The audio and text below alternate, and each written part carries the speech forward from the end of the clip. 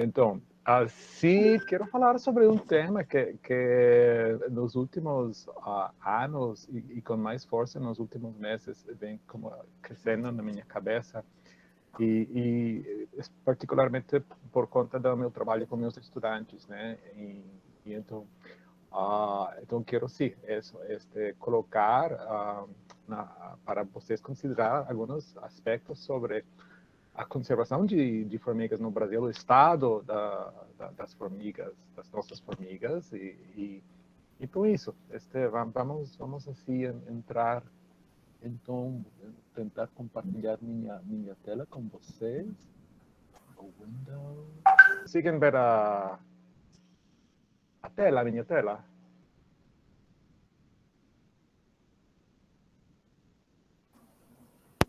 Conseguiu, Sim. ó. Ok, beleza. Excelente, está perfeito. Ok. Ainda estão vendo, né? Sim, estamos vendo. Ok, então isso. Então vamos. Como começamos, então, sobre as formigas? Right. E agora? Sabes? Ok. Vamos começar com o que são Mira, eu vou... Desculpa, que não está funcionando muito bom a vista em pantalla inteira, vou deixar assim. Vamos começar com as considerações sobre formigas em risco de extinção.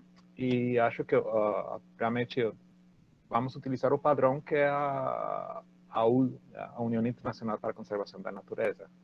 Eles têm um sistema que tem sido adotado por muitos países E essas que tem? Vocês estão conseguindo ver? Sim. Ok. E nosso Instituto Chico Mendes também utiliza o mesmo padrão. Então, são diferentes categorias que tentam dar conta de um grau de risco de extinção das formigas. Bueno, dos seres vivos em geral. Para esta palestra, eu quero me concentrar simplesmente nas espécies que estão ameaçadas, que seria aqui estas três aqui no meio, que seriam as espécies consideradas como vulneráveis, os que estão em perigo e os que estão criticamente em perigo, né? E como podemos ver, o grau de risco de extinção vai dos os menores aqui embaixo até os maiores, não? Então, vulneráveis, sim, utilizam-se diversos critérios enquanto o número de indivíduos, a abrangência da distribuição, se as populações estão fragmentadas.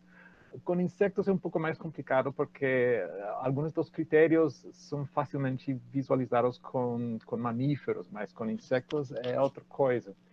E temos até, sim, espécies que são já consideradas extintas. Então, a nível mundial, na lista da Red List, a lista vermelha, contempla sim, quase umas 150 espécies em total. A maioria delas são vulneráveis, consideradas como, pues, que se consideram que estão em risco, mas de risco baixo são 7, em perigo crítico são 2, né?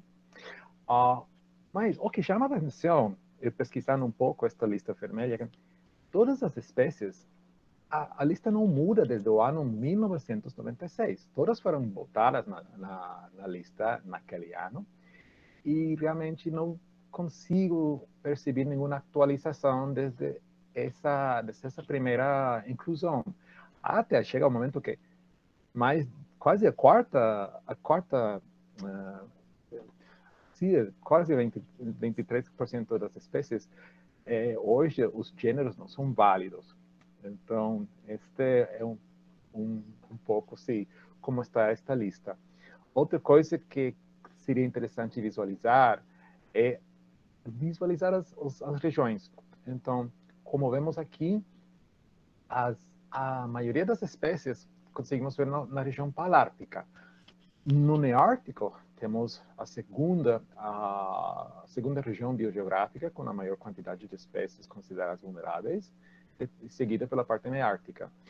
Aqui estamos vendo realmente reflete um pouco a quantidade de estudos feitos com formigas, né? Onde temos uma grande tradição na Europa, particularmente sobre ecologia de formigas, mas afortunadamente aqui em nossa América, é um reflexo da quantidade de estudos feitos aqui, particularmente no Brasil e na Ártico nos Estados Unidos.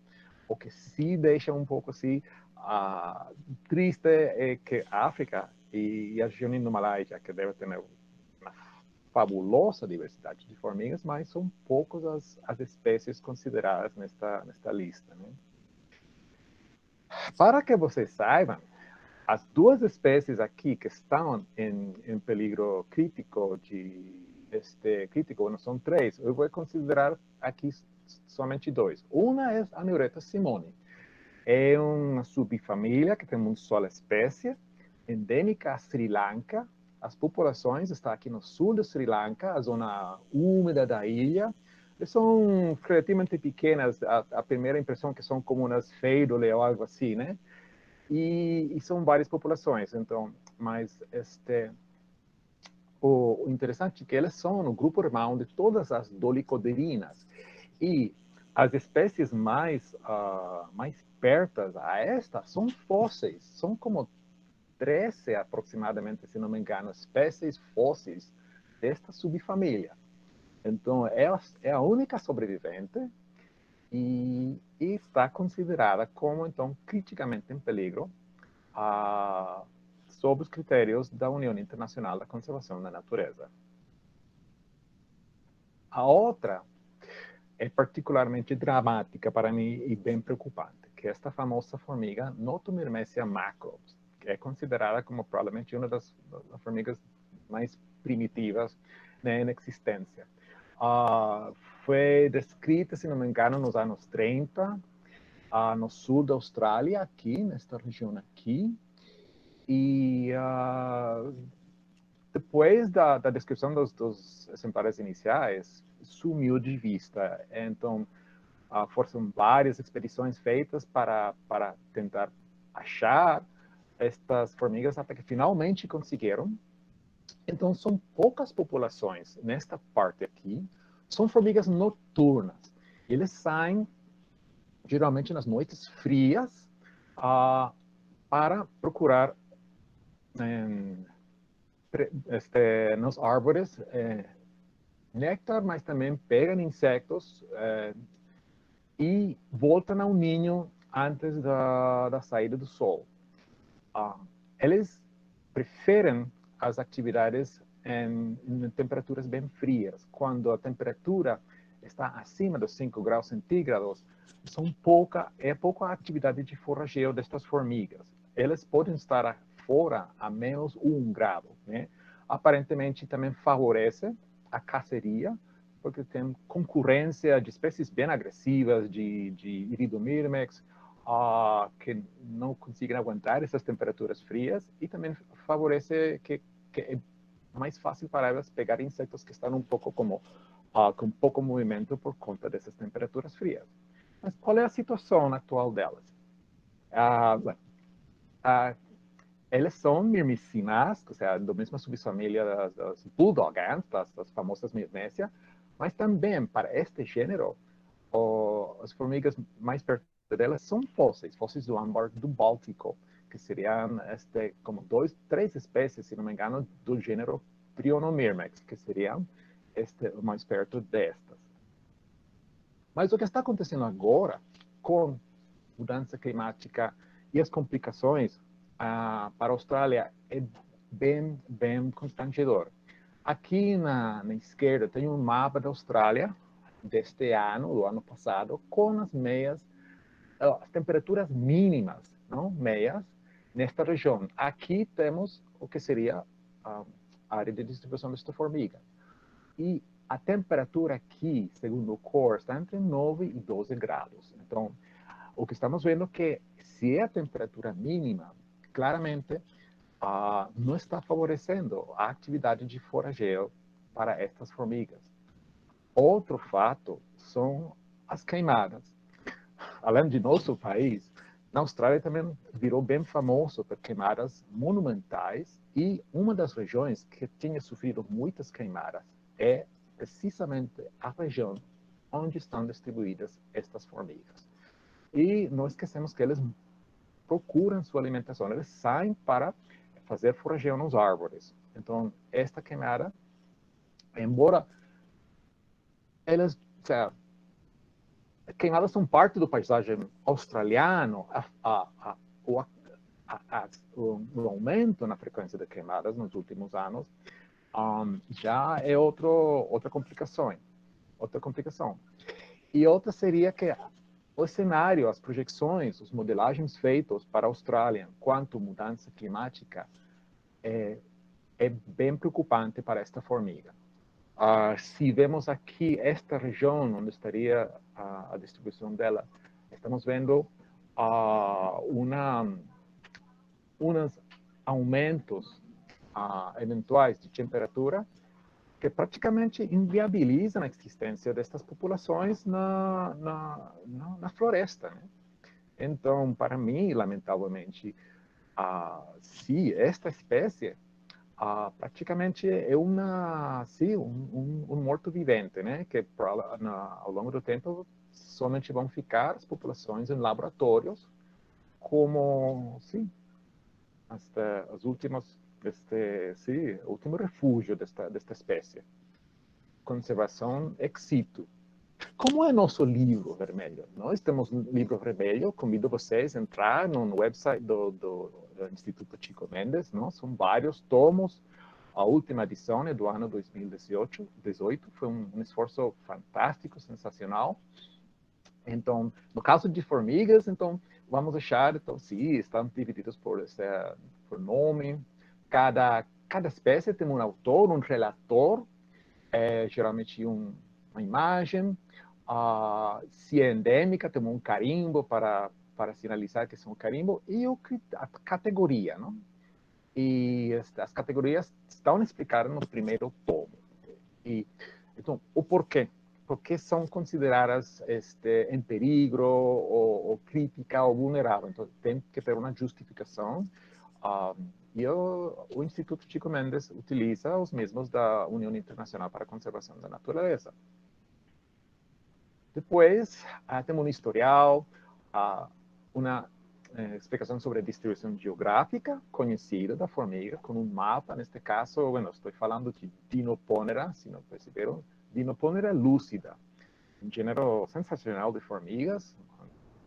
Todas as espécies estão presentes no Brasil, a maioria delas são endêmicas ao Brasil e são as formigas de maior tamanho no mundo, né? E algo de história natural, algumas informações sobre a população da espécie e as ameaças. Neste caso, pues, lúcida é uma espécie endêmica da Mata Atlântica, pode ser encontrada no Espírito Santo e o sul da Bahia, e aparentemente um pouquinho em Minas Gerais, mas por conta daquela redução tão dramática da Mata Atlântica, já seria um fator bem forte para considerar esta formiga como ameaçada.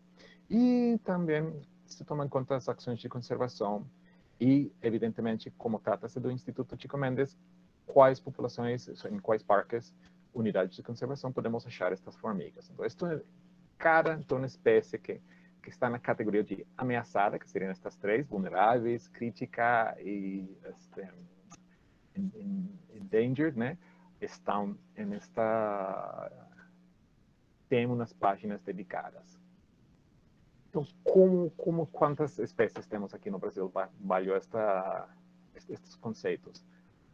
Quando temos duas espécies criticamente ameaçadas, são 5 que estão em perigo e 6 vulneráveis. Temos outras que estão na lista no primeiro tomo, que foram todas avaliadas, baixo diversas categorias.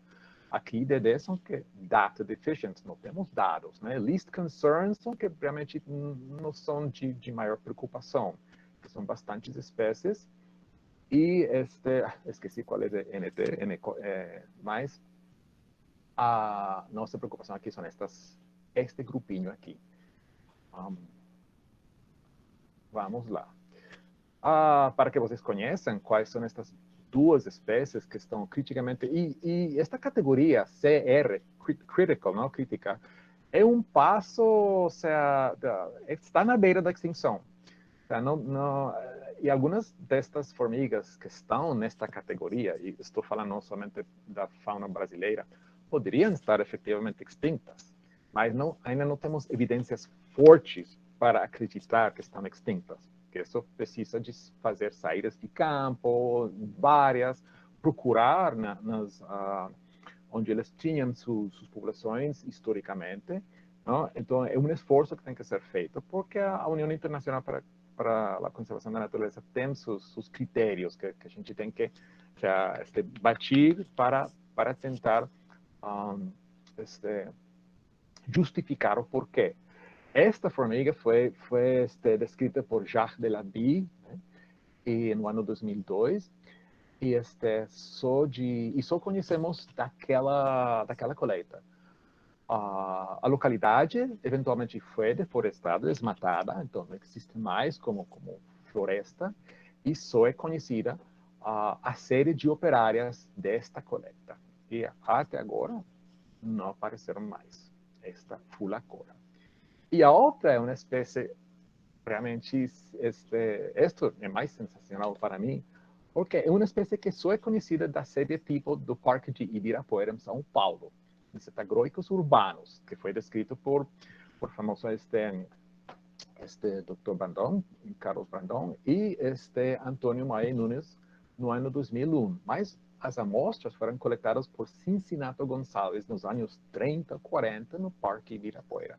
Em uma relvada, segundo as anotações dele, mas só conhecemos as operárias. E só conhecemos esta espécie desta série coletada na cidade de São Paulo.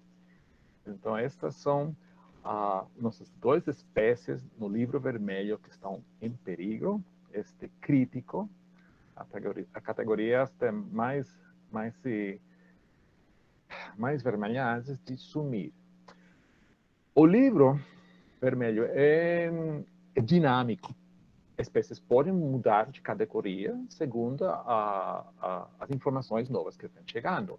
Uma espécie que foi considerada extinta e foi a primeira espécie considerada extinta pela ação antrópica dos humanos foi Cimopelta minima, descrita por o Dr. Brandão no ano 91, de uma série de baías, sim, mas que aconteceu? Eventualmente foram descobertos em Viçosa outros exemplares e aparentemente também temos algumas formigas bem parecidas na Colômbia. Então, essa espécie mudou de extinta para a categoria de Data Deficient.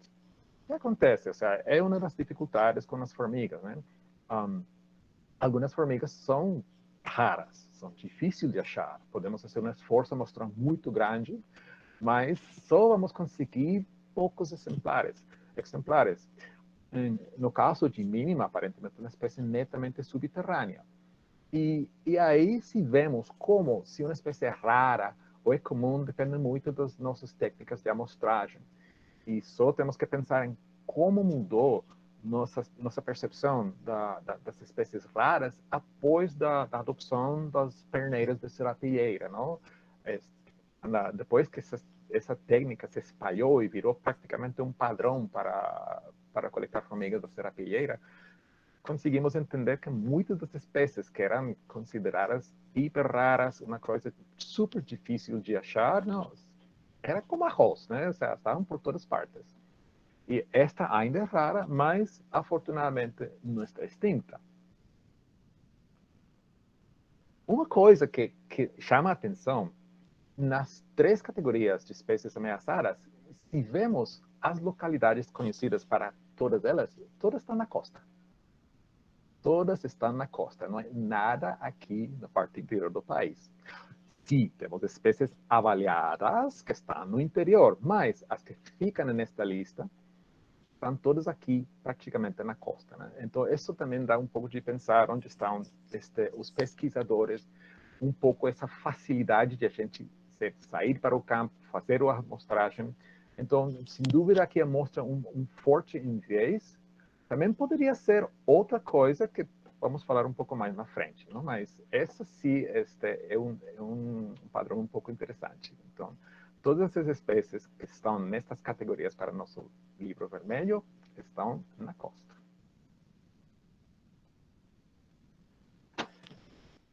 Será que, então, só poderíamos considerar as espécies que estão no livro vermelho?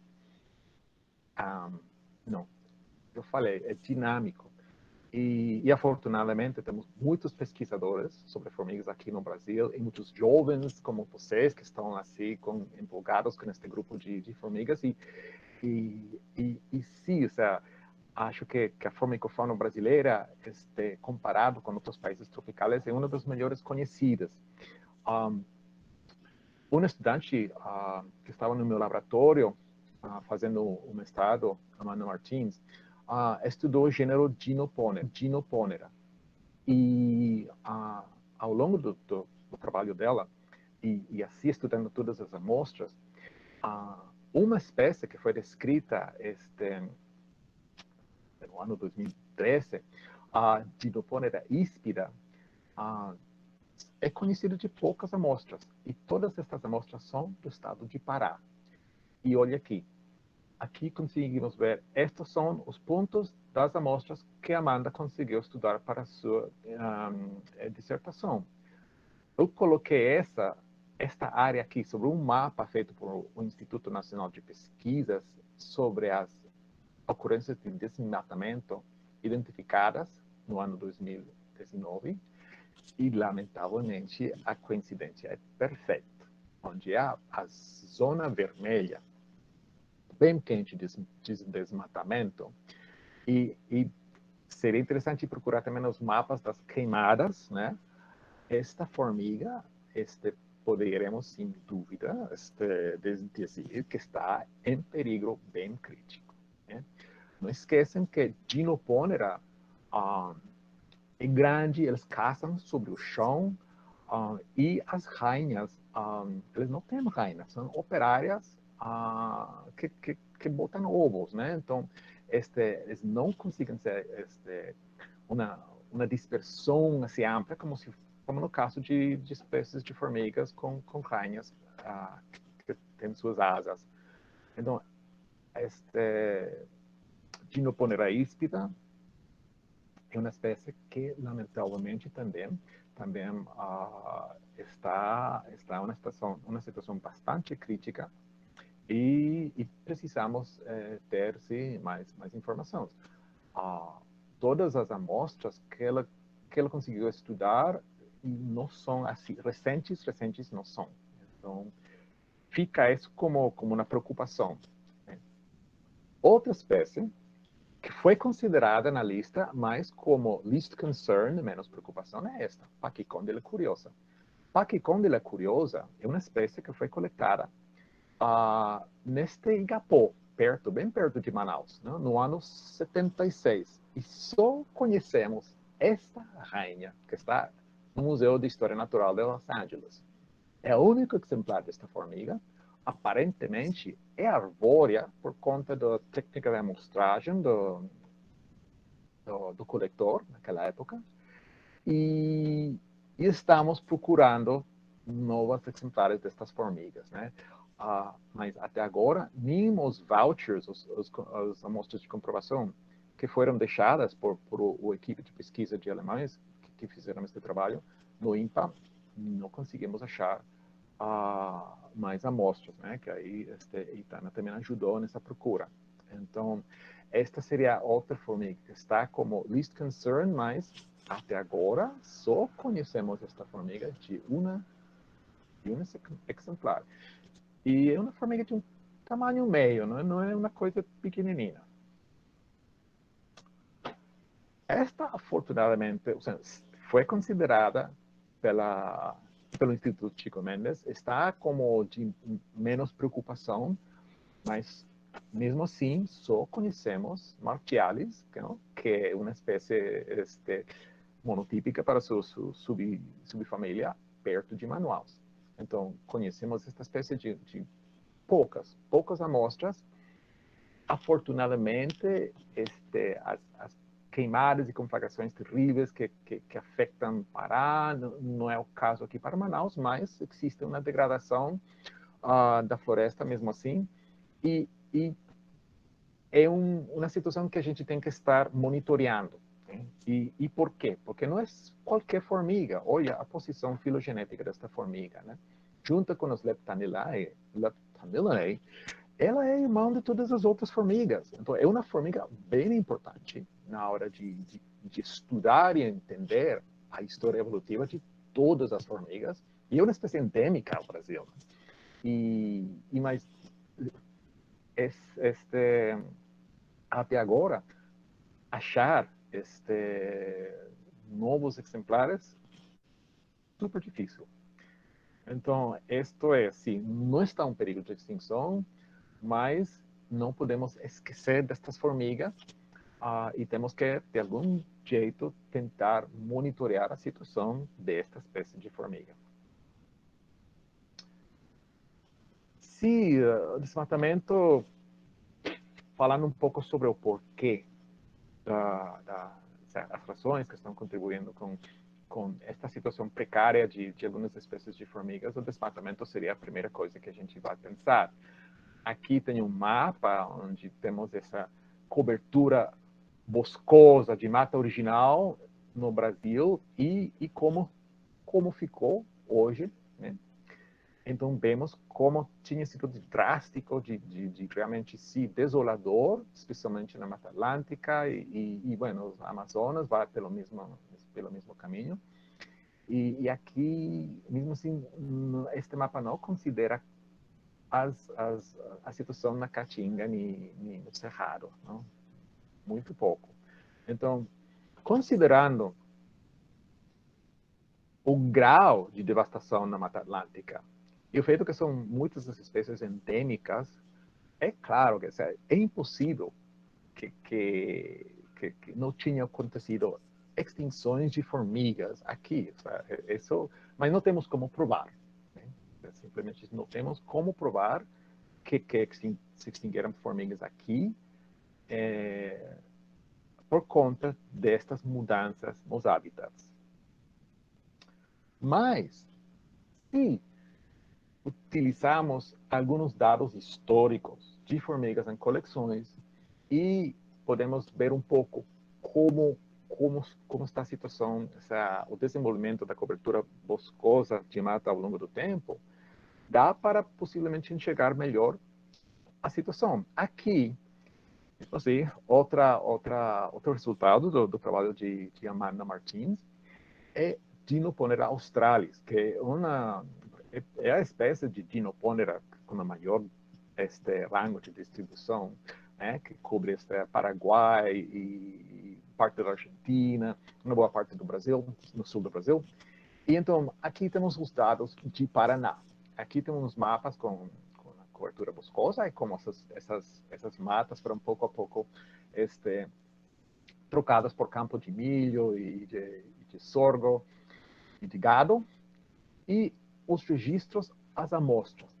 Dinoponera australis, embora seja uma formiga grande, é pouco representada nas coleções brasileiras, nas coleções do mundo. Realmente foi um esforço sensacional de Amanda para reunir quase assim, mais de 1.000 formigas, mas para uma formiga tão grande, ficamos surpreendidos como é tão difícil obter amostras dessas formigas para estudo. Então, para Paraná, temos amostras de Palmas do ano 28, de Guaraúna do ano 1940, Campo Mourão do 1950 e umas amostras de Laranjeiras do Sul aqui do ano 47 e 62, como bem recente, em Foz do Iguaçu. Se considerarmos o que aconteceu, agora vou colocar estes pontos históricos aqui. Campo Mourão hoje é totalmente agrícola. Aí não tem nada, absolutamente nada de mata. Então, essa população aqui podemos considerar que sumiu totalmente. Também Laranjeiras do Sul, bastante afetado. Guaraúna também. Foz do Iguaçu, do lado brasileiro é super difícil achar Dinoponera. Realmente só temos uma amostra do lado brasileiro. A parte argentina, outro lado do Rio, aparentemente não é tão problemática. Então, mas ainda deveríamos sair ao campo para comprovar que estas formigas não estão. Algumas destas localidades têm umas manchas de mata, umas áreas conservadas, como seria o caso, por exemplo, de Laranjeiras do Sul, onde temos uma terra indígena, Rio das Cobras, que tem uma boa superfície, bem conservada. Possivelmente ainda temos uma população, ou várias populações que estão existindo nesta parte. Outra poderia ser aqui a Reserva Biológica das Araucárias, poderia também ser outra possível alvo de expedições para conferir se estas populações existem aqui ou não. Mas para algumas, como esta em Campo Mourão, tem pouca esperança. Então, provavelmente aqui, se estas populações não existem mais. Se considerarmos as queimadas, a coisa fica ainda mais séria. Né? Então, aqui temos uns mapas com estas queimadas do ano passado, as queimadas atuais, e tudo isso está na internet, né? E não só são os dados do Instituto, do INPE, NASA, tem um monte de acho que a metade dos satélites do mundo estão observando as florestas brasileiras, não? Então, aqui temos queimadas fortes no Mato Grosso, que seria o Pantanal, e estas, sim, são os pontos de registros da tese de Amanda para estas formigas australis, e vemos que algumas coincidem perfeito com estas regiões onde temos grandes queimadas, né? E então é isso. A espécie, sim, tem populações ainda destas formigas, mas podemos, de algum jeito, sim, concluir que, pelo menos, algumas destas populações já sumiram, né? E a situação é bem complicada, porque estamos achando muitas diferenças morfológicas, especialmente entre os machos, onde possivelmente são mais de uma espécie aqui, não? Todavia estamos aí com isso, mas e algumas espécies são de campos abertos. Em São Paulo, tem uma estação biológica onde tem uma população de australis, é um sítio de campos abertos, mas ao longo do tempo, por conta dos esforços para parar as queimadas, está uma mata pouco a pouco retornando. E os pesquisadores que levam tempo nesta estação estão percebendo um descenso na frequência, na abundância de Dinoponera australis nesta reserva, né? Mas são observações assim, não quantitativas, mas qualitativas. E precisamos dados duros para monitorear estas populações. Beautiful seria maravilhoso no caso de Dinoponera, porque elas sim são todas caçadoras sobre o chão. Então estas queimadas, também seriam outro prego no caixão de pelo menos algumas populações de Dinoponera australis. Mudança climática, sim.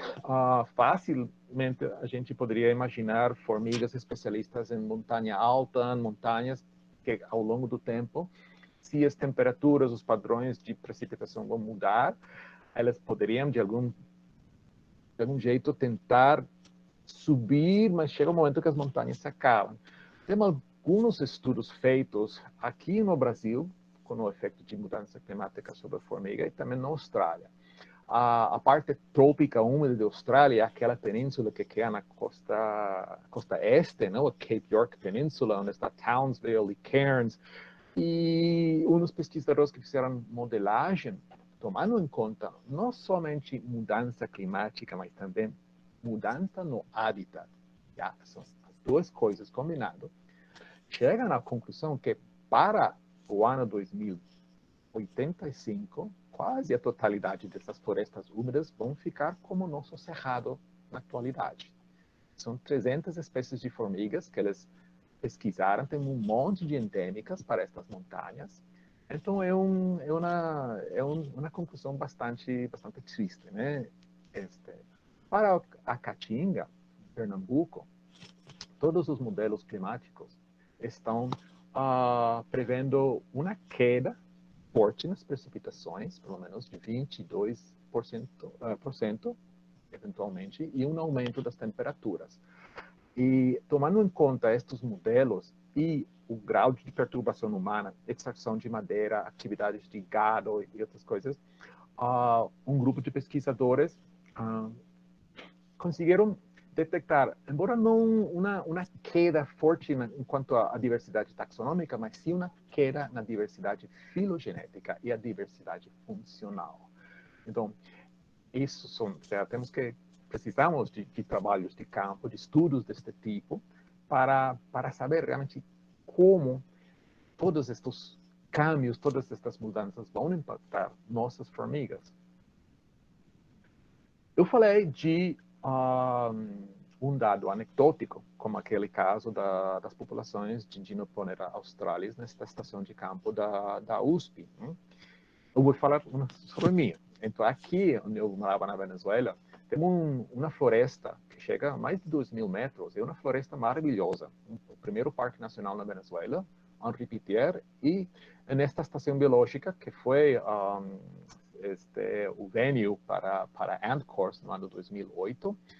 E aqui temos uma espécie de Leptogenes, um tamanho respeitável, que era super comum nos arredores da estação. A estação fica a 1.100 metros sobre o nível do mar, um bosque de nuvem, lindo. E para os anos 70 até 87 era super comum achar estas formigas nessa mata, neste bosque, né? Era possível, aqui temos como era possível detectar os ninhos. Eles gostam de se alimentar de tatumbolas, né? Então eles pegam as tatumbolas e depois jogam para fora os exoesqueletos de tatumbolas, e assim eu conseguia detectar os ninhos por conta dos exoesqueletos de tatumbolas.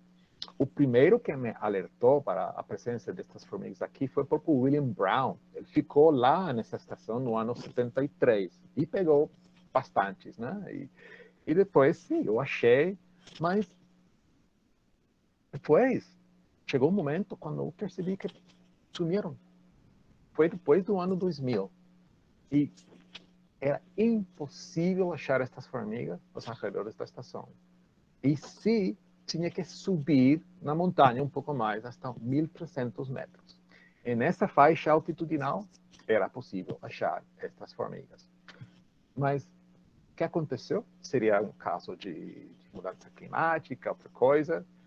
Não sei, não temos como saber, não? São essas coisas que quando a gente tem uma experiência habitual com uma região, com uma localidade, e você consiga conhecer bem essa flora, essa fauna, ao longo do tempo, você percebe essas mudanças. Mas, às vezes, as mudanças a gente não consegue perceber assim paulatinamente, não? Se chega um momento, um dia, quando...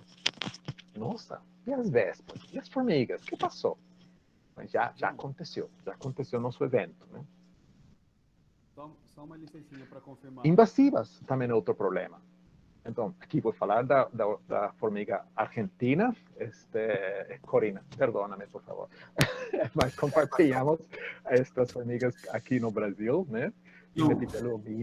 E ela... Vou te interromper rapidinho, só um momento. Sim. Só para confirmar, a tua apresentação, ela saiu. Oxa, perdão. Sim. Ok, I'm sorry. Desculpe, deixa-me... Uau. Desculpa. Vamos ver outra vez. Não, tá tudo bem. Obrigado por me avisar.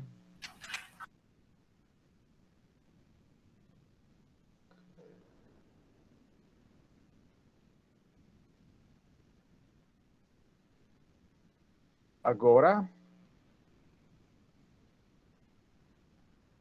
Oi? Foi, professor. Voltou. Ok. Então, a formiga, Linepitema humile. Aqui temos um mapa. Então, é nativa aqui do sul da Sul-América, norte da Argentina, sul do Brasil, mas se espalhou por todo o mundo. E aqui não é invasiva, mas se vemos os efeitos destas formigas, tem muitos estudos ecológicos feitos em diversos países, abordando o impacto delas nos ecossistemas, e parte do impacto negativo delas são com outras formigas. Então, por exemplo, em sítios como na Espanha, o Parque Nacional Doñana, tem estudos onde vem como esta espécie vai desplaçando as formigas arbóreas nativas lá na Espanha, né?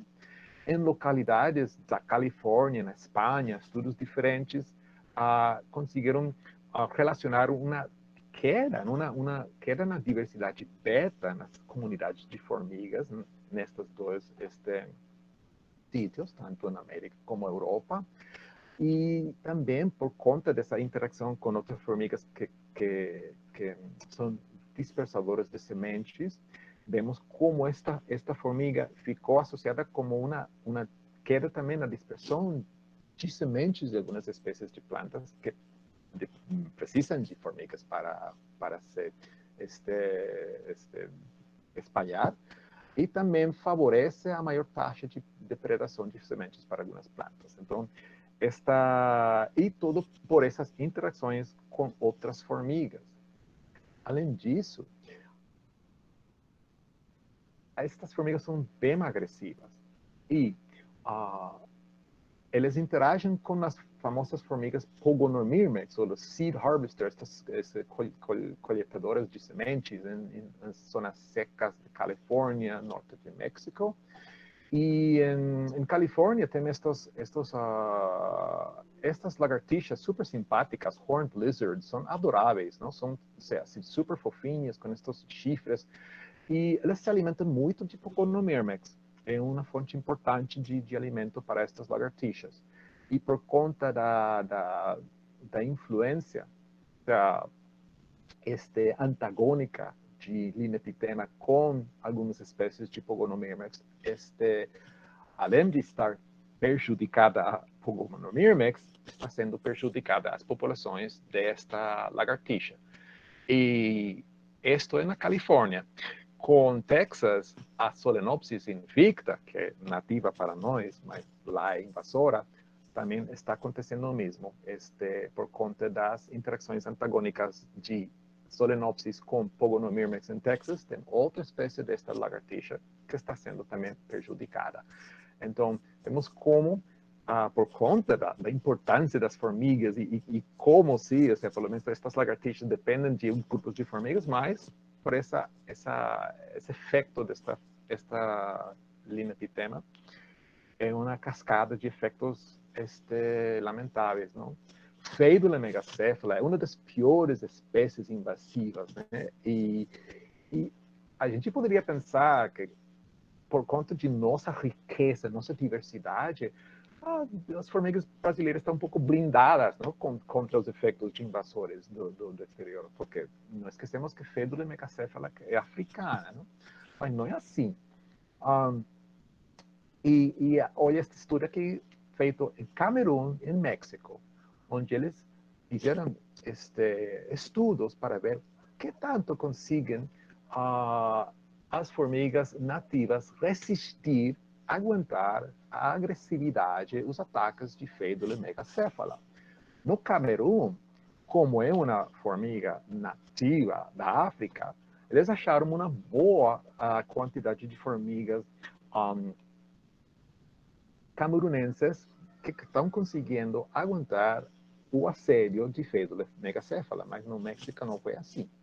Solamente 3 das 11 espécies nativas conseguiram resistir os ataques de megacephala. E estas eram as três, não? Solenopsis geminata, uma Dolimirmex e uma Dolicoderus. Então, vemos esse impacto de espécies invasivas com a mirmecofauna local. Então, como está o negócio das formigas invasivas no Brasil? Aqui, das 14 piores espécies de formigas invasivas, segundo a Comissão da União Internacional da Conservação da Natureza, 10 estão aqui no Brasil. 3 dessas são nativas, são nossas, né? Então, são nossas, mas 7 não são. Então, temos Trichomeres destructor na Bahia, temos estas espécies de Monomorium, da florícola, Faraones, Paratrequina, bueno, Solenopsis geminata, que é do norte de Sul-América, todas estas estão presentes no Brasil inteiro, totalmente. E perto de nós está Anoploretes gracilis, que está no Chile, e Technomyrmex albipes, que é conhecido em Guiana Francesa. Com cuidado, no Amapá, já temos aí algumas destas formigas estabelecidas no Amapá. E além disso, olha a quantidade de formigas. Cardiocôndila, né? Temos quatro espécies de Cardiocôndila. Já tem bicho permanente aqui, né? E Tetamorium também, 5 espécies de Tetamorium aqui. Em Guiana é conhecida Strumigenes rogeri, aqui ainda não, estas 3 aqui, Strumigenes membranifera ainda não. A Tetramoria immigrans está conhecida no Buenos Aires, então temos um monte de espécies invasivas aqui no Brasil e realmente conhecemos pouco sobre elas, não? Sim, elas estão em listas, publicações, estudos feitos sobre formigas urbanas, mas o que está acontecendo no campo? Como estão eles interagindo com as formigas nativas? Não sabemos. E isso é uma coisa que também acho que seria um bom campo de pesquisa, né? Ver um pouco mais o que está acontecendo com estas formigas invasivas. Aqui em Curitiba, onde eu moro, aqui os árvores estão cheios de Cardiocôndila por todas partes, né? Então, mas isso faz tempo, né? Imaginem desde a época colonial, quando chegaram os portugueses e todas essas bens e coisas estariam cheios de formigas europeias e de outras partes. Formigas de correção. Formigas de correção são fabulosas, são sensacionais. Eles nós temos um ninho permanente, temos estas batidas de caça, obrigatórias, e realmente são importantes. Eles regulam um pouco a dinâmica populacional das espécies que elas depredam. Tem um monte de espécies associadas a elas. Não esquecem daquele trabalho onde eles acharam como 300 espécies, não, associadas com Eciton burchelli, vertebrados, os pássaros formigueiros, mas eles são vulneráveis à fragmentação, ao desmatamento, especialmente algumas espécies icônicas como Eciton burchelli são bem sensíveis à fragmentação florestal. Embora tenham bastantes espécies subterrâneas que possivelmente têm certa resistência a isto, mas outras não. Então, estudos feitos com Eciton burchelli, pelo menos, vê que já esse desmatamento reduz a presença de formigas de correção, as temperaturas altas também. E outra coisa, lembrem que estas formigas também, as rainhas, não têm asas. Então, é outra coisa que atrapalha um pouco, que complica a conservação delas, né? Então, sim, o problema de conservação em formigas de correção, embora eles compartilhem uma série de características biológicas, mas não é sempre o mesmo. Eu vou comparar aqui, Eciton burchelli, onde já falei um pouco, eles precisam, e tem modelos teóricos, de uma área mínima de forrageiro, como uns 30 hectares, se não me engano, para crescer como colônia e para se reproduzir, né, para fazer a fissão do ninho, precisa uma área mínima. E as fêmeas, geralmente, eles copulam com mais de um macho. Então, se tem uma redução na disponibilidade de machos, também isso seria um problema enquanto a empobrecimento genético. Então, eles são bem sensíveis, o Chaeton bochelo, a essa fragmentação. Dorilos moestos, que seria o driver ant na África, aqui, que vemos aqui no Congo e esta parte da África, ele aguenta mais essas zonas secas, o calor, e pesquisas feitas lá não conseguiram detectar efeito entre o tamanho da mancha, né, ou seja, desse fragmento florestal, e a distância delas. Elas tranquilamente saem até mais de 2 quilômetros, não, em migrações. Então, eles aparentemente, esta espécie aguenta melhor a fragmentação de floresta e eles saem e atravessam estas zonas assim desmatadas entre as manchas, os fragmentos de floresta. Então, a biologia é diferente para cada espécie, né? E aqui no Brasil temos muitas espécies, né? A maioria, lamentavelmente, não conhecemos nada sobre sua biologia. Então, pensando um pouco em tudo isto, é claro, né? Desmatamento. Se acaba nos árvores, as formigas arbóreas se acabam, né? A quantidade de formigas arbóreas. Queimadas também se acabam. Assim, temos algumas áreas onde as queimadas são parte da ecologia, mas por conta dessa intensificação da intervenção humana e mudanças climáticas, está chegando um momento que não vamos se conseguir recuperar as queimadas das formigas. Agrotóxicos, então a expansão da área agrícola, essa borda entre campos agrícolas intensivos e mata, onde estão botando agrotóxicos, isso também provavelmente não ajuda muito. Mudança climática, já vimos que então é um fator que está também contribuindo com o declínio de formigas, espécies invasivas e geralmente são formigas invasivas. E eu falei somente sobre a parte de concorrência, mas nós sabemos se algumas dessas invasivas também trouxeram de outros continentes doenças, enfermidades, parásitas, né? Isso também seria outra coisa para pesquisar. Tem que ser um pouco iluminação artificial, né? Porque ao longo do tempo, o desenvolvimento das cidades, estes centros comerciais, shopping, viram como um sumidero de formigas, né? Então, chegam as roubadas e todos vão para as luzes e morrem lá. Para mim, eu lembro muito minha participação em Acre, em Rio Branco, não? Da Formigas do Brasil, e fiquei impressionado da quantidade de camponotos. Esqueci o nome daquela espécie linda que tem a cabeça assim bem compridinha, mas eram centos e centos delas no aeroporto, né? Todas aí morrendo. Então, será importante? Não será importante isso? Então, vemos, sim, se complica a coisa, não? Temos espécies raras, naturalmente raras, né? Mas o fato de ser rara pode ser uma desvantagem também. Se você tem uma distribuição geográfica reduzida, a situação vai ficar complicada, né? Se lamentavelmente o rango de distribuição coincide onde temos muita atividade humana, agrícola, urbana, coisas se complicam. As formigas especialistas também fica bem complicada. Então, qualquer coisa que poderia afetar uma planta, uma presa em particular que precisam, então se vai complicar a situação destas formigas. As formigas que têm rainhas ápteras também é uma complicação. Geralmente, eles têm um rango de distribuição reduzido comparado com as formigas que não têm.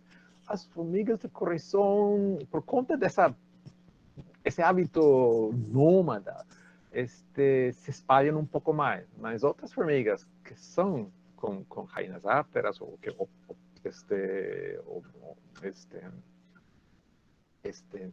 ergatoides e isso, não, geralmente são pequenas as distribuições. Já falei sobre as de montanha e as formigas, em geral, os bichos de ilhas oceânicas estão em uma desvantagem, né, por conta das invasivas.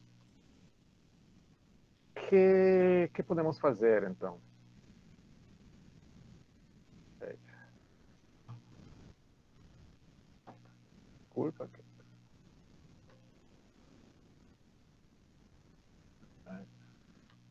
Ok, aqui.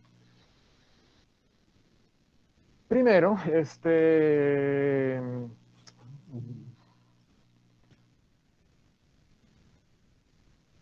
desculpa. Ok. Ah.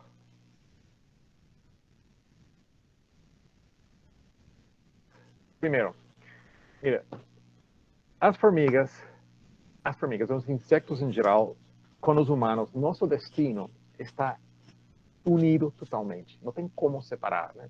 Já não vou falar sobre os serviços de insectos sociais, de formigas, os serviços ecossistêmicos, mas são bem importantes nos ecossistemas e temos bastantes razões pelas quais não podemos simplesmente esquecermos das formigas, né?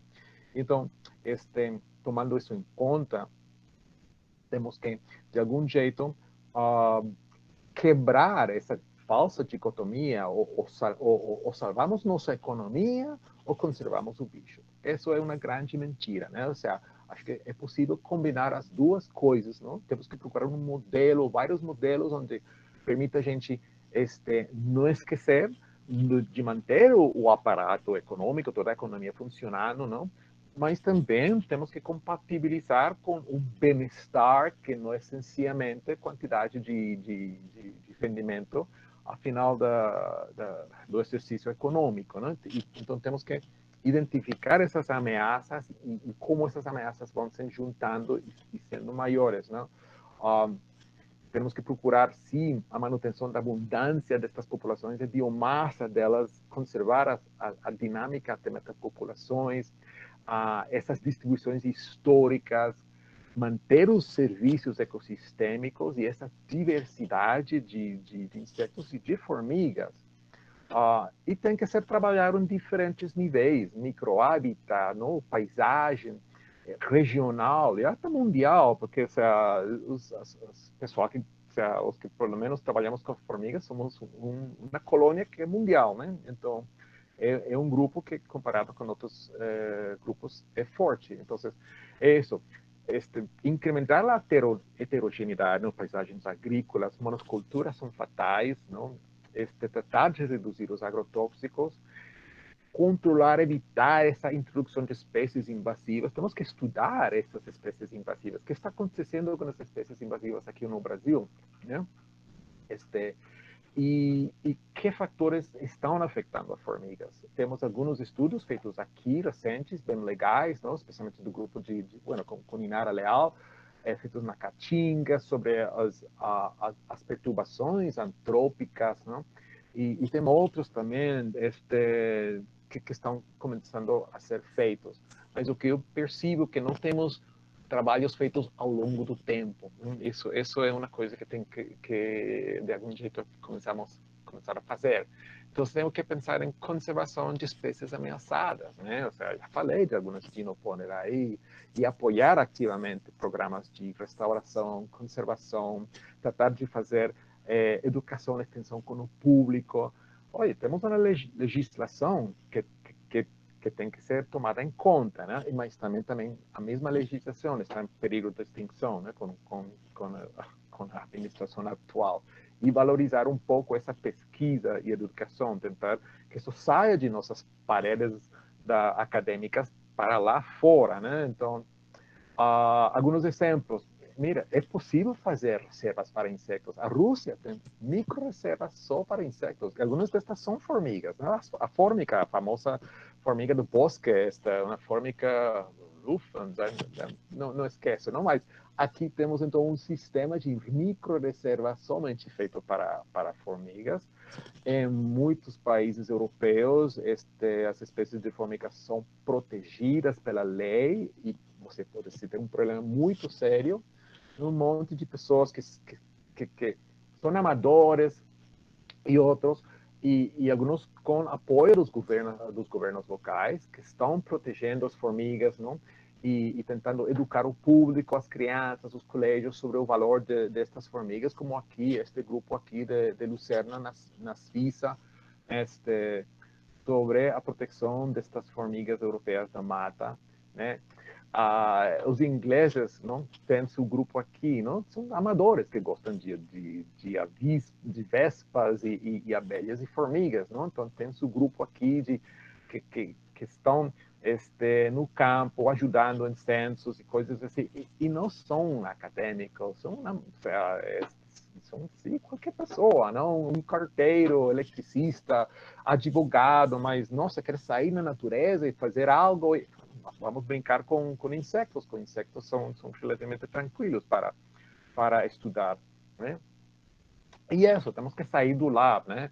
E coloco aqui como exemplo o trabalho maravilhoso. Bueno, tem vários sim, que está fazendo Rodrigo Feitosa na minha universidade com seus estudantes. Eles conseguem sair para visitar as escolas e levam seus formigueiros, não? E Carla Rivas também tem um programa muito bacana.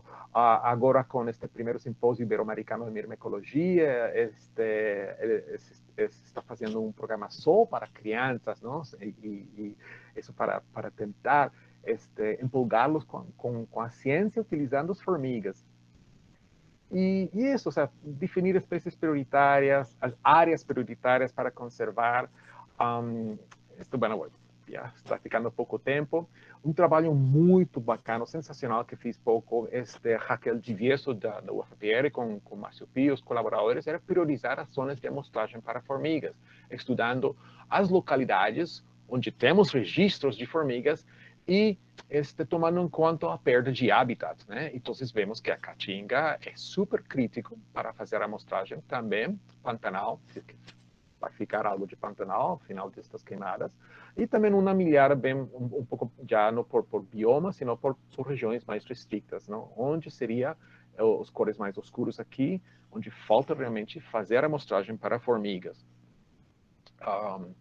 E a prazo, eu falei um pouco sobre essa carência de estudos a longo prazo. Realmente são poucos os que temos para formigas, né? Temos um trabalho publicado faz pouco sobre formigas, mas não sobre formigas, mas sobre a queda em insectos, e em Harvard Forest tem algo assim feito.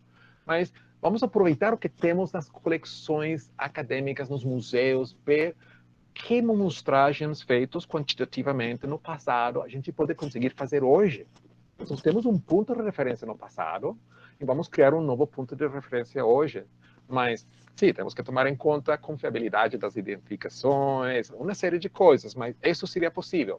Por exemplo, aqui, nos anos 86, 87, foi um projeto Profalpar, onde, ao longo desses 2 anos, conseguiram fazer amostragens com armadilha luminosa em Malásia em 8 localidades do estado de Paraná.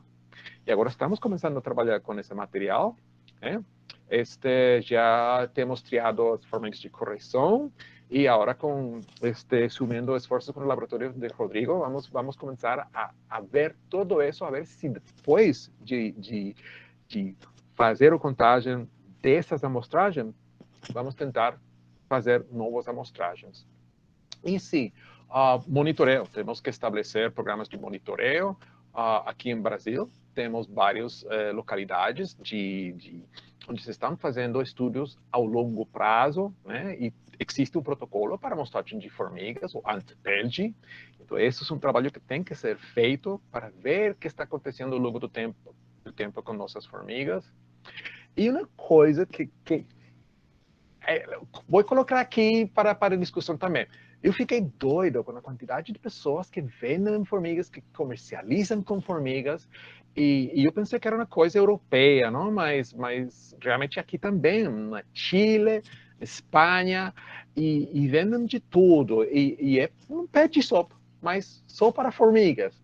E então, aí coloquei um vídeo breve, não vou colocar agora, porque estamos assim com críticos com o tempo. Então, eu pensei um pouco. No caso, por exemplo, de as dinoponeras. As dinoponeras, qual é o problema de, pelo menos, ter populações de dinoponera na Europa? Elas não vão se espalhar na Europa. Nenhuma dinoponera vai conseguir sobreviver um inverno em Chile, um inverno na Europa. Né? Mas se algumas estão condenadas a ser extintas aqui no Brasil, Então, será este um jeito de conservação ex situ, ou seja, coleções acadêmicas, zoológicos e possivelmente os amadores que gostam de formigas. Mas tem que ter cuidado, porque este comércio também, eu vi que algumas destas lojas vendem formigas pragas, invasivas, né? Então, é uma faca que corta por os dois fios, né? Então, isso. Então, é complicado e a coisa fica mais complicada, né? E aqui, ou seja, temos esse pessoal que ao longo do tempo nega tudo. O tabaco não é problema, as praguicidas vão solucionar nosso problema, não? A tecnologia vai arrumar tudo, o capitalismo, tranquilo, o capitalismo vai conseguir arrumar todos os nossos problemas, outros que o comunismo vai conseguir, também vai arrumar todos os nossos problemas, e a mudança climática é um sonho, não é verdade? Covid-19 é só uma gripezinha. Então, e agora temos uma nova. Os negacionistas da extinção. Né? Então, a coisa não é fácil. E por isso também temos que sair do laboratório e ser mais ativos em nossas comunidades. E estes seres celtas cortos é um grupo de rock espanhol, música celta. E temos uma coisa que escutem vocês algum dia, mas trata disso. Que não podemos ficar sentados tranquilos na nossa poltrona, assinando que todo o nosso mundo está sumindo, né? E isso, falei demais, espero provocar um pouco de interesse em vocês sobre a conservação de formigas aqui no Brasil, sobre muitas perguntas que temos que abordar em pesquisas sobre as formigas brasileiras, formigas do mundo, né? E quero agradecer esse convite, espero não ter decepcionado vocês com este bate-papo. Quero agradecer os membros do meu laboratório, os passados, né, como os que estão agora, por essa interação. Isso para mim é uma fonte de inspiração, de rejuvenamento. Sim. E também a toda essa minha comunidade da UFPR e em realidade todo o Brasil, né? Então, isso. Eu vou quitar a tela e vamos falar sobre formigas. Então. Obrigada, professor. Professor John, estamos fascinados aqui. O chat está bombando, né, pessoal? Palestra incrível, parabéns, muito obrigada. Todos estão adoraram a sua palestra, professor. Muito, muito atual. Mostrando também, né, as situações para os estudantes, novas perspectivas, né, de trabalho, mostrando predições, possibilidades. Então, fascinada, nós estamos, assim, muito gratos pelo senhor poder ter aceitado o nosso convite, né, e é claro que nós já temos, né, agradecer antecipadamente também a algum contato, né, lembra que o nosso aluno Igor fez um contato com o professor para trabalhar formigas de correição aqui na Paraíba, e você gentilmente aceitou, né, para o trabalho de dissertação dele, então já agradeço aqui de antemão toda essa colaboração, e assim que ele entrar no mestrado, manteremos contato, com certeza. Sim, seria um prazer, qualquer coisa, sim. Temos que todos nos colaborar, né? Isso vamos ser como essas colônias de formigas invasivas, não? Que são imensas e não tem essa agressividade de uma formiga na Espanha com uma formiga na Itália, né? Não. Muito, muito. Olha, o chat aqui, todos, muito interessante, incríveis. Agora nós temos 127 participantes, todos muito gratos pela palestra. E eu vou abrir aqui, professor, para as perguntas, porque tem bastante pergunta. Então, eu vou só um minutinho para eu puxar aqui, que o pessoal está passando para mim, e aí já estou abrindo aqui para passar. Se alguém teve algum participante que gostaria de falar, alguém se prontificou? Não, né, pessoal? Bueno, uma coisa muito importante, antes que não quero esquecer, faz uns anos atrás, aconteceu um evento muito importante para a mirmecologia brasileira. Eu diria para a mirmecologia mundial. Então, faz uns anos atrás, que aconteceu, não sei exatamente quantos, Rodrigo Feitosa chorou e berrou pela primeira vez neste mundo. Parabéns, ele está de aniversário, Rodrigo. Feliz aniversário. Não acredito que hoje é aniversário do Rodrigo. Não. Gente! Vamos ter que cantar um parabéns. Se for hoje, a gente vai ter que cantar parabéns, Rodrigo. Parabéns, Rodrigo! Que espetáculo maravilhoso. Olha. A Marília é fã, assim, né? Vamos aqui depois. Não dá para mentir, né? Não. Professor John. Conferir com o pessoal do seu laboratório, né? Professor John, nós temos uma pergunta do Carlos Moura, que ele fez a seguinte pergunta: alguém já fez uma tentativa sistemática de coleta de formigas subterrâneas? Sim, precisamente, pelo menos aqui no Brasil, Rodrigo tem um estudante, Mila, né? Mila Martins, que ele está trabalhando com formigas subterrâneas, né? Mas é um campo que dá para muitas pesquisas, né? Tem um review feito faz 2 anos atrás por Benoit Guénard, aquele professor da Universidade de Hong Kong, e um estudante dele, onde ele fez uma revisão dos estudos feitos com formigas subterrâneas no mundo inteiro. Mas são poucos o que tinha sido feitos aqui no Brasil. Eu recomendaria muito fazer pesquisas, amostragens com formigas subterrâneas. O que acontece é que muitos trabalhos, às vezes, não conseguem diferenciar, quando falam de formigas do chão, às vezes misturam as de serapilheira com os de chão, solo, propriamente falando, né? Então, existem. Isso é dar uma procuradinha aí em internet, soil ants, underground ants. Sempre tem que utilizar inglês, não? Porque realmente os melhores resultados são com os Google e outros motores de búsqueda são em inglês. Existem, mas são poucos. É uma fronteira que ainda temos muito para explorar. E sim, se você tem um interesse nas formigas subterrâneas, mira, isso há bastante para fazer. Perfeito, professor. Nós temos uma segunda pergunta, que é do Igor Nascimento, aqui da UFPB, do nosso grupo, e ele pergunta: esse risco de extinção das formigas de Mata Atlântica, principalmente da Dinoponera lúcida, teria relação com o endemismo delas?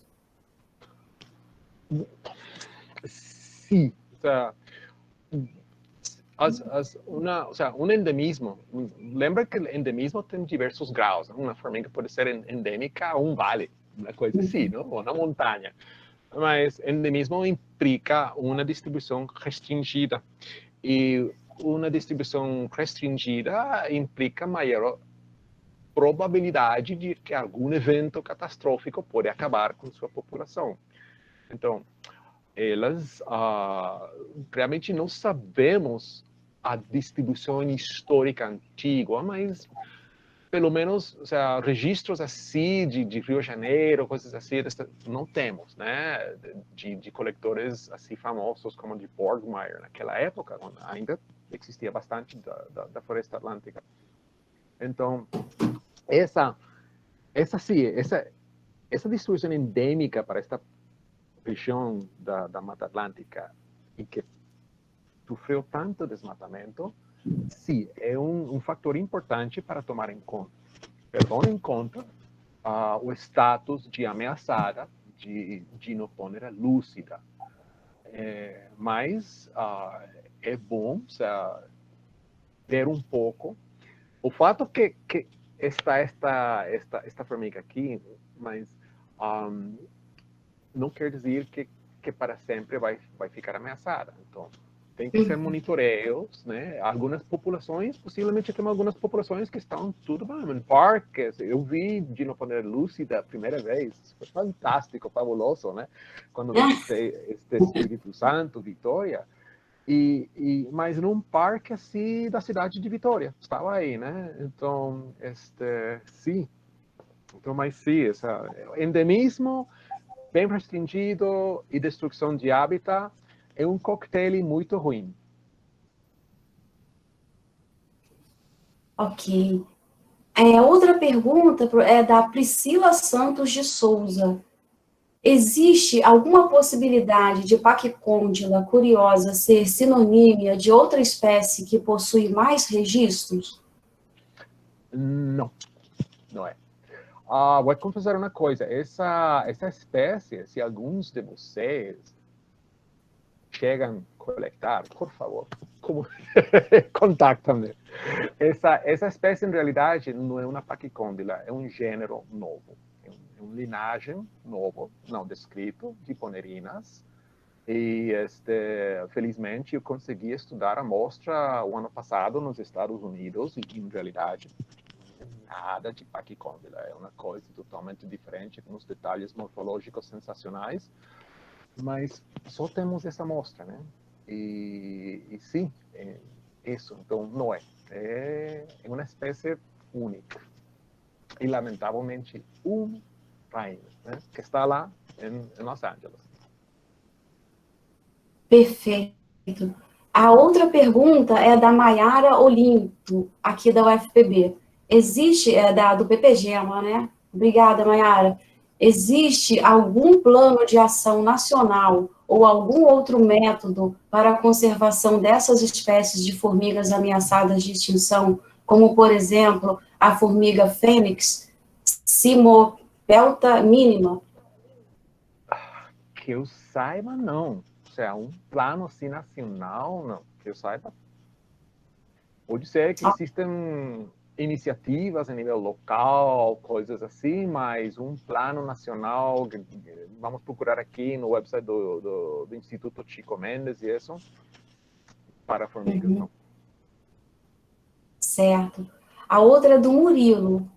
Será que os estudos no interior do país não são menores porque a gente acaba deduzindo que o problema maior está no litoral, onde se concentram as maiores atividades industriais e também a população?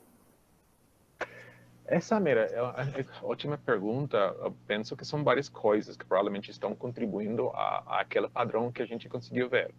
E uma é que uma boa parte da população brasileira está concentrada na costa e as grandes cidades estão concentradas na costa com instituições com uma história longa de pesquisas, não? E isso contribui um pouco a melhor conhecer essas formigas. Outra coisa também que está nas cidades portuárias. As cidades portuárias são a porta de entrada para organismos invasores também. Eu não estou falando que algumas dessas formigas que estão na lista vermelha brasileira estão nessa condição, nessa categoria por conta das invasivas. Não sabemos, mas não ajuda também, né? Então, são várias coisas, não? Que provavelmente tem que ver com isso. E também, o Brasil é muito grande. E se deslocar aqui no país é caro. Não, é um pouco esses recursos para fazer saídas de campo e fazer as amostragens e os monitoreios que devemos fazer não é fácil, né?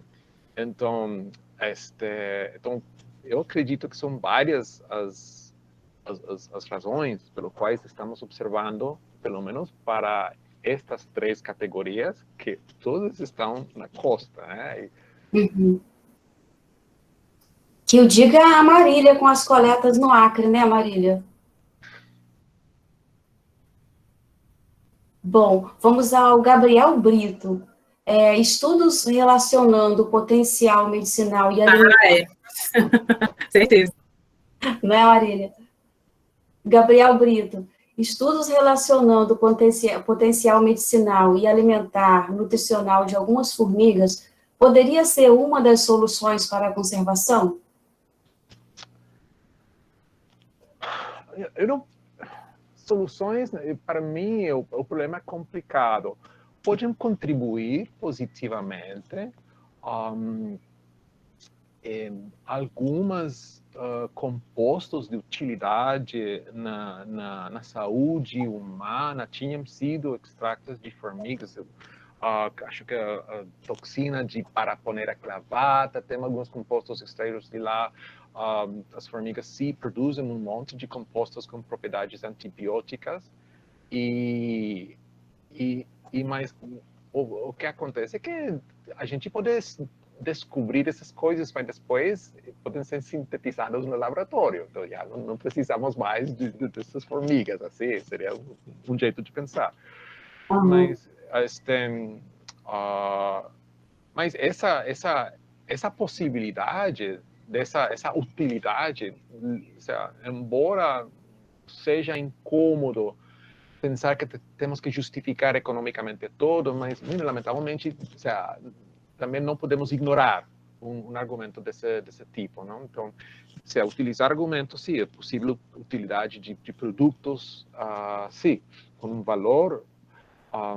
E a parte de alimentação, aqui, como alimentação, enquanto comer insetos, realmente são outras espécies que estão sendo utilizadas como alimento a nível industrial. Agora, a nível local, vamos achar algumas formigas que sim são importantes, e acho que isso é parte de nossa diversidade cultural. Então, a nível regional, tem algumas formigas que são bem importantes, né?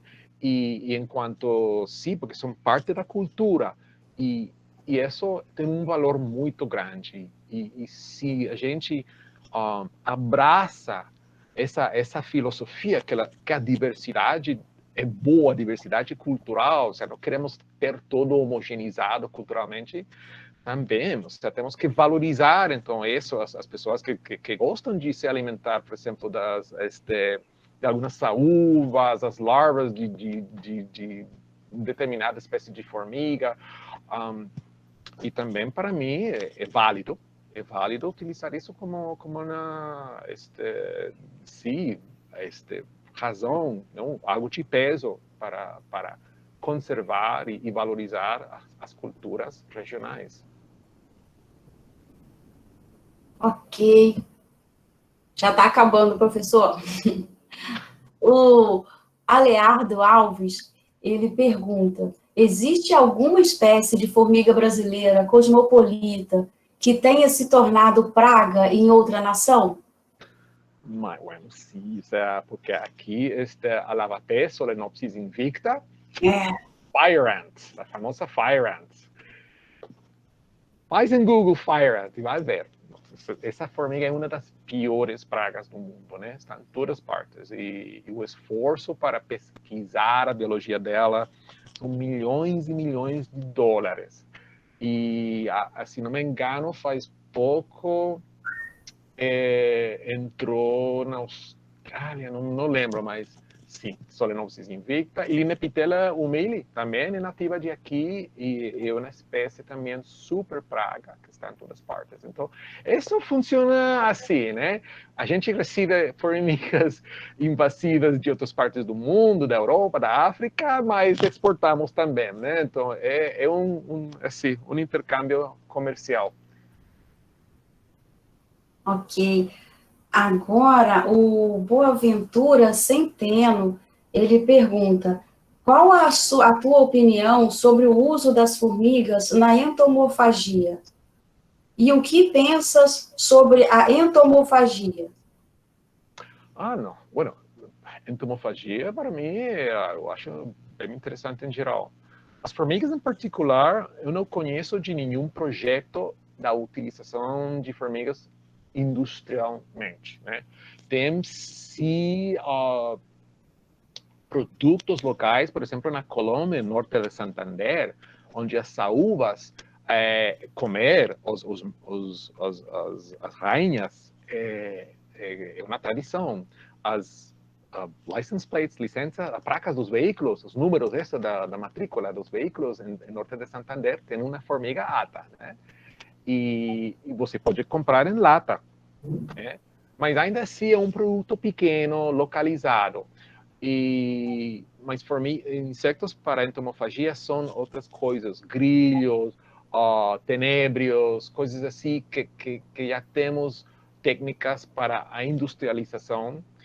Então, eu acho fabuloso. É um mercado que está crescendo muito. Tem pelo menos uma empresa em São Paulo que está produzindo barras energéticas feitas com farinha de grilhos, né? E isso tem um grande futuro, né? E está crescendo. Nos Estados Unidos, eu sei que os fornecedores não conseguem uma saída para satisfazer a demanda, né? Então, sim, isso vai ir crescendo. Então, que vamos começar a comer insetos no futuro, isso não temos como evitar. Hoje, bueno, comemos uma guaiaba sem larvas não é guaiaba, né? A gente, em alguns lugares, nós temos o hábito de se alimentar fazendo uma farofinha, né? De tanajura, da ata. É bem comum. A farofa de ata. E é uma delícia, viu, John? Tem que experimentar. Quando for na Paraíba, já pede para o Igor te apresentar. É uma iguaria deliciosa aqui. Eu não vou esquecer. Olha, agora temos mais uma pergunta. Do Nicolas Marques. O que opinas da necessidade de ensinar sobre a importância das formigas e qual a importância... porque está em espanhol. O que acha da importância de ensinar sobre as formigas nas escolas? Qualquer coisa que tenha a ver com insetos. Os insetos, os humanos não vamos conseguir viver sem insetos. E as formigas, para mim, são também lindas. Essa pergunta, o professor Rodrigo Feitosa, ele faz isso com muita civilidade. Ele provavelmente poderia ter melhores critérios que eu para fazer isso, mas as formigas são um exemplo da maravilhosa do maravilhoso que pode ser a biologia, as coisas vivas, as relações entre diferentes animais. Rodrigo, eu sei que, por exemplo, ele leva uma colônia de uma acromyrmex, se não me engano, para os colégios. E aí você tem como ensinar às crianças diversas coisas, como a agricultura não foi uma invenção dos humanos. Os formigas estavam praticando agricultura milhões de anos antes dos humanos, né? E sobre como é uma relação de simbiose, como uma forma de vida pode depender de outra forma de vida. Porque a gente fala muito sobre estamos todos conectados, mas pode ser que para as crianças isso fica um pouco assim como muito abstrato, né? Mas com um formigueiro assim, você consegue mirar, esta formiga depende deste fungo para se alimentar. E este fungo depende desta formiga para sua reprodução. E então, você tem um exemplo vivo. E se você entra depois aquele rolo dos fungos parásitos e tudo, então acho que é maravilhoso. Então, as formigas, sim. O que fazem as formigas na minha casa, né? O que fazem as formigas no meu quintal? Eu acho que as formigas são muito legais para falar com as crianças sobre as relações da vida, né? E como se algumas coisas sim, algumas têm uma coisa que são legais, outras sim, sem dúvida, são ruins, né? Então, sim, eu penso que dá para utilizar as formigas com as crianças. Com certeza. Gente, eu acho que, né, Marília, eu acho que terminamos as perguntas. Terminamos?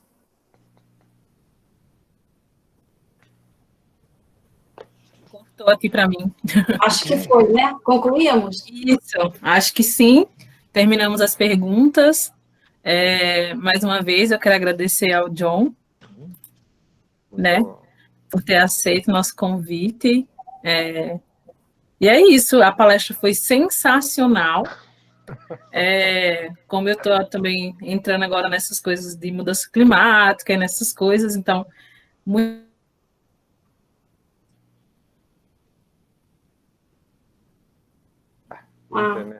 Infelizmente travou, Marília. Deixa a internet. Muito obrigado, então, por aguentar tanto tempo. Imagina, foi maravilhoso. E sim, bueno, agora vamos para o seguinte palestrante. Então, ok. Até. Tchau, tchau. Marília. Acho que travou, né, Marília? Será que a internet da Marília caiu? Eu vou passar só uma mensagem. A internet está... Está falhando?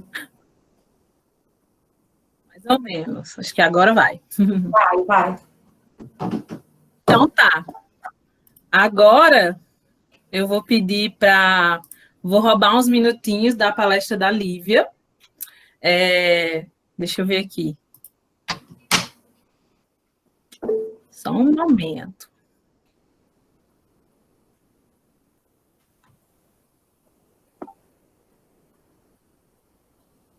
Vou pedir uns minutinhos da palestra da Lívia e vou pedir também que a gente abra o microfone para a gente cantar um parabéns para o Rodrigo Feitosa, porque é impossível a gente não associar formigas e o Rodrigo e toda a vida que ele prestou, né?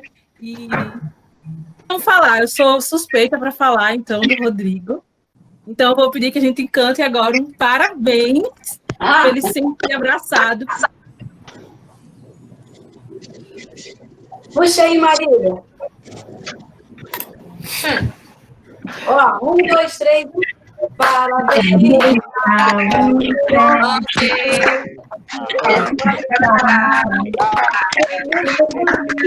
Muito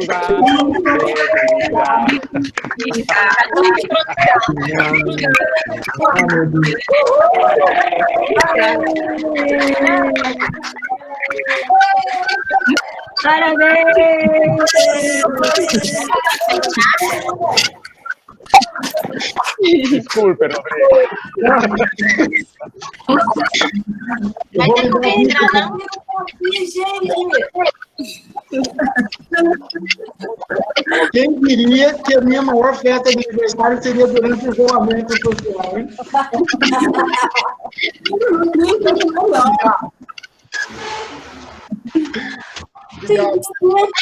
Duas pessoas.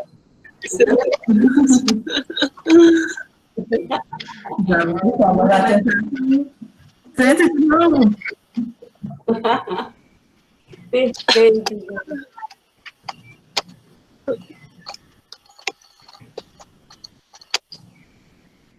Então, Marília.